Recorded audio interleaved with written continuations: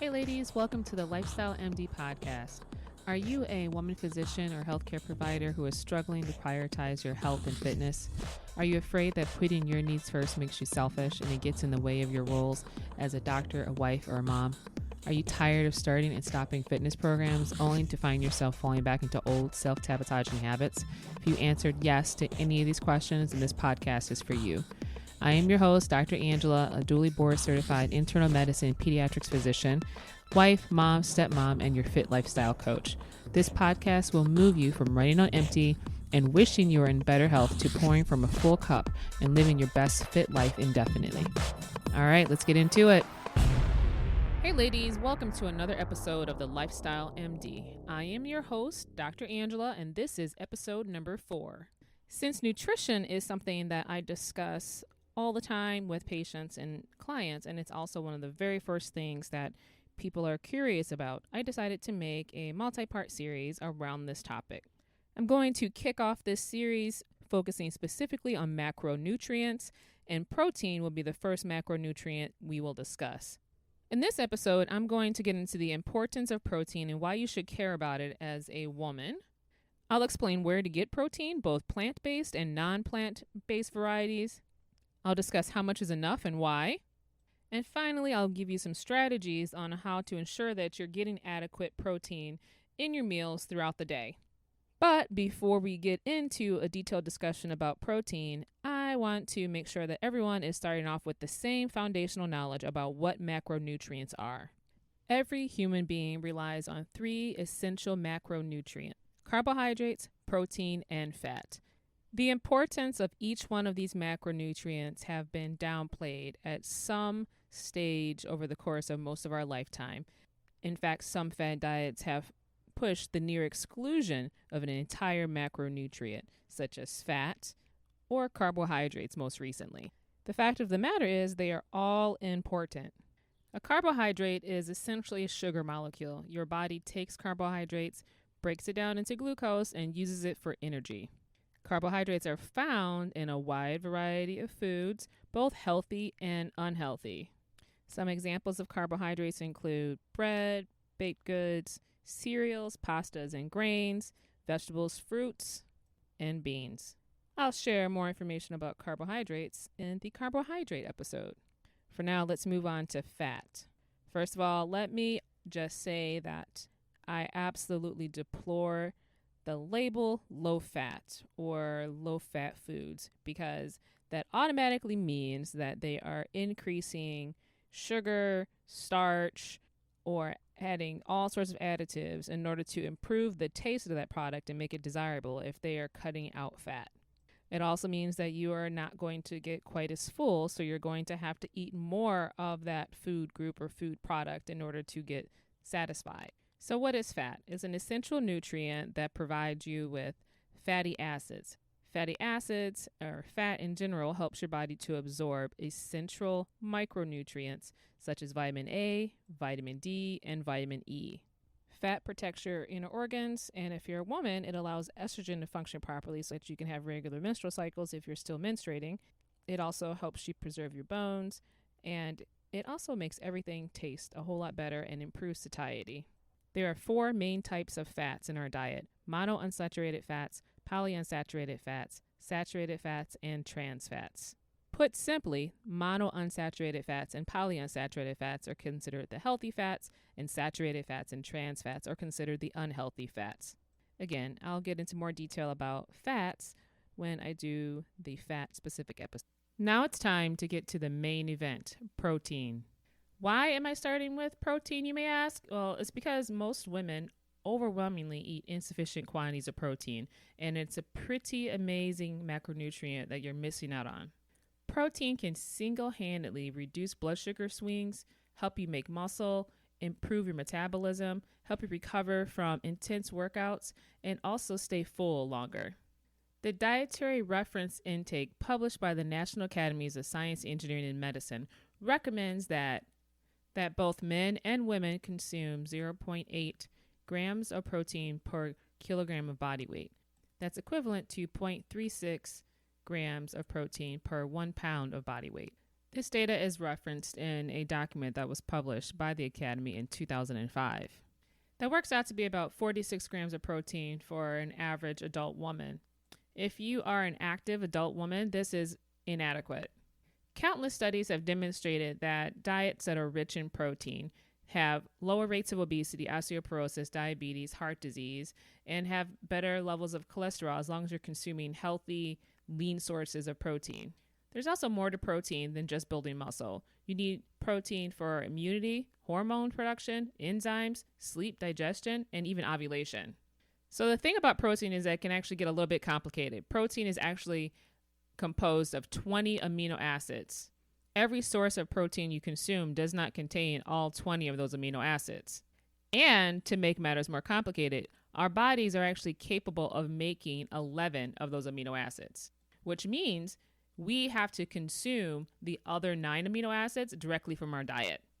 If you've ever heard terms like complete and incomplete protein, a complete protein is one that contains all of the essential 9 amino acids that our body cannot make on its own. And an incomplete protein is missing one of those 9 essential amino acids. So, in other words, you do not have to contain all 20 amino acids for your protein source to be complete. It just has to have the 9 essential amino acids in it that you do not make on your own. So where do we get our protein in our diet? The obvious sources of protein are animal products such as meat, fish, eggs, and most dairy products. There are also plant sources of protein such as nuts, whole grains, and vegetables. Unfortunately, plant-based forms of protein are mostly incomplete. This means in order to consume enough complete proteins in a predominantly plant-based diet, you'll have to eat a variety of foods that contain the various different forms of amino acids so that you get the total amount of essential amino acids you need throughout the day. Animal-based proteins are naturally rich in all of the essential amino acids, so no additional work is necessary there. Not to worry, however, if you are a predominantly plant-based eater. You do not need to consume complete proteins with every meal. You just need to ensure that you're getting all of the essential amino acids over the course of the day. And some foods that we naturally combine together work in cohort to make a complete protein. So, for example, peanut butter on bread, beans and rice is a classic one. Together, those plant-based sources make a complete protein. So how much protein is actually enough? The reality is, on the low end of the scale, you should really be consuming 1 to 1.2 grams per pound of body weight. If you're very active, you should stick to the higher end of that range and perhaps even higher, depending on how active you really are. For most people that I work with, I would recommend sticking to 1.0 grams per pound of body weight. And that protein should not be consumed all at one time. You should be spreading that protein out throughout the day with significant emphasis on your protein consumption at your first meal of the day and also protein right after your workout. Almost every woman that I work with, barring a few exceptions who are already familiar with this or maybe working with trainers, women tend to consume inadequate amounts of protein with their meals in the morning, or breakfast as we'll call it. And it is extremely critical that you get a healthy dose of protein at that meal along with your carbohydrates to start your day off, because you just finished fasting for the night. Your body needs to restock its stores, and you also need to have a healthy amount of protein to help with hunger and satiety throughout the early part of the day. So at bare minimum, try to get 25 to 30 grams of protein with your morning meal. When I sit with women and calculate how much protein they're actually consuming with their morning meal, sometimes they're consuming 5-10 grams, but usually somewhere around 12 grams of protein in the morning. Sometimes a woman will tell me, I'll eat a boiled egg or a scrambled egg in the morning. Well, one egg only contains 6 grams of protein. And that's if you eat the whole egg and not just the egg white. I want to try to keep this episode simple, so I'm not going to get into the particulars of timing protein intake as it pertains to exercise and recovery and muscle repair. I'm also not going to get into the fast and slow releasing protein, as there are some differences that matter when you're trying to build muscle. I'll have to reserve that for another podcast episode because it does get a little bit complicated and kind of takes us into. So where should you be looking for protein in your diet? Well, that's a question that depends a little bit on your dietary preferences. If you are a meat eater, you can get protein from meat, fish, eggs, most dairy products. If you are a plant-based eater, then you're going to be getting your protein from nuts, whole grains, vegetables. These are, however, usually incomplete sources of protein. The fact of the matter is that most foods actually contain some amount of protein. Take, for example, a banana. A banana is not considered a protein-rich food, but it does contain more than 1 gram of protein. For another example would be brown rice. This provides about 2.5 grams of protein in 1 cup. And similarly, broccoli. 1 cup of broccoli contains nearly 4 grams of protein. Over the course of the day, you can see how you can accumulate protein from not just your meat sources, but also your vegetable sources and fruit sources. So it's not just about whether or not you are exclusively a meat eater or plant-based eater. You really should be eating a variety of foods from all different sources. If you remember back to one of my previous episodes, I talked about the 3 Qs: quality, quantity, and query. Think about getting a variety of food sources regardless of how you eat, and also think about the quality of the foods that you're eating. So I kind of nonchalantly mentioned that plant-based sources of protein tend to be incomplete. So that means that you need to kind of pair up different plant-based foods in order to have all of the essential amino acids. You don't have to eat them all in one meal, but you do need to kind of get all of those essential amino acids over the course of the day. When you eat predominantly all of your protein from meat-based or animal-based sources, you're getting a complete protein no matter what. Now, this is right around where I would show you a nice, pretty chart or table with healthy sources of protein. Instead of doing that, because I am doing a podcast, I'm just going to highlight some of my favorite protein sources. I am a huge fan of eggs. I tend to combine a whole egg with egg whites. So I will often have 1 whole egg and 2 to 3 egg whites. 2 large eggs is 12 grams of protein. 3 egg whites is 11 grams of protein. So if you want to think in terms of equivalents. The other source of protein I particularly enjoy is fish. Eat salmon, shrimp, tuna. I don't consume dairy, so dairy is not on my list, but dairy, especially Greek yogurt, can be a great source of protein. I also love lentils. Lentils are super high in protein. 1 cup of lentils is 18 grams of protein. And then, of course, there's always chickpeas and black beans. Love those 2 sources. Each one is worth 7 grams of protein per half cup. If you combine legumes with rice, so beans and rice, that makes a combined lentil soup with whole grains of some variety. That's also going to give you complete protein. Pita chips and hummus, complete protein. Spinach salad with sunflower seeds, complete protein. Whole wheat bread with nut butter, complete protein. Beans and rice, like I said, complete protein. So these are ways to get complete proteins from a plant-based diet.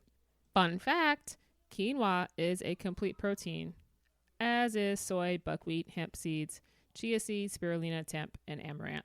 So if you're interested or love any of those items, you can also consume those and get a complete protein source. Now, plant-based eaters are at greatest risk of being deficient in lysine or getting inadequate amounts of lysine. So that's an essential amino acid. And this amino acid is very important for building lean muscle, and it's very important for active muscle tissue growth. You can get this from quinoa, lentils, and soybeans. So if this is something that you struggle with, you want to make sure that you are potentially paying attention to your lysine, where you're getting it from in your diet. Simple, right? So just to review, we covered the overall definition of what carbohydrate, protein, and fat includes and why they're important. This episode specifically focused on proteins. Remember that proteins are important for muscle growth, repair, strength adaptation. Proteins are extremely important and key to your success if you're trying to manage your weight, if you're trying to improve your endurance and improve your overall quality of function. Also maintain your lean muscle mass. Activities lasting more than 2 hours, amino acids contribute up to 5 to 10% of the fuel necessary to keep going. If you are performing endurance sports or an endurance athlete, you should be consuming upwards of 1 gram of protein per pound of body weight per day for optimal muscle growth, repair, and recovery, and fat mobilization. If you're shortchanging your body on protein, your body will use its carbohydrate stores for repair and for growth of your muscles instead of refueling your muscles and for glycogen storage as it's supposed to. And finally, as you age, it's even more critical that you are consuming adequate amounts of protein, again, upwards of 1 to 1.2 grams of protein per pound of body weight. Protein synthesis and muscle growth and repair declines with age, so consuming adequate amounts of protein is even more critical. Make sure that all of your protein, whether it's from animal-based products or plant-based products, are from quality, whole sources. So don't opt for the meat substitutes. Opt for either lean, organic, grass-fed, the best quality of meat that you can get your hands on. So whatever that best quality is, that's what you should be using. Also opt for the best quality plant-based sources that you can get a hold of, and try to make sure that they're minimally, if not processed at all. I recommend starting your day off or your first meal at least should be rich in protein, aiming for 25 to 30 grams of protein. Make sure that your first meal after your workout is rich in protein. Again, 25 to 30 grams of protein. Make sure that you are spreading your protein out throughout the day or throughout your eating cycle. Again, you should be aiming for 1 to 1.2 grams of protein per pound of body weight. And if you're looking for some ideas on protein sources, I will post a link below in the show notes so you can just reference some great places or get some ideas about healthy sources of protein in your diet. I hope you found this episode helpful. Tune in for episode 5, where I will discuss carbohydrates, and then we'll end this series with fat. That's it for today. Tune in next time. Again, don't forget to share this with a friend. If you found this episode helpful, don't forget to rate and review it. And that's it. I am Dr. Angela, and this is the Lifestyle MD podcast. Thanks for joining. This has been another episode of the Lifestyle MD. Special thank you to Lou Musa for the show theme music, created with Bree Photography and makeup by Janae for the cover photo. And if you enjoyed this podcast and you haven't already, please subscribe today and share with another woman doctor who may benefit. You may also follow me on Instagram at Angela Lifestyle MD. I am Dr. Angela. Thank you for joining me today.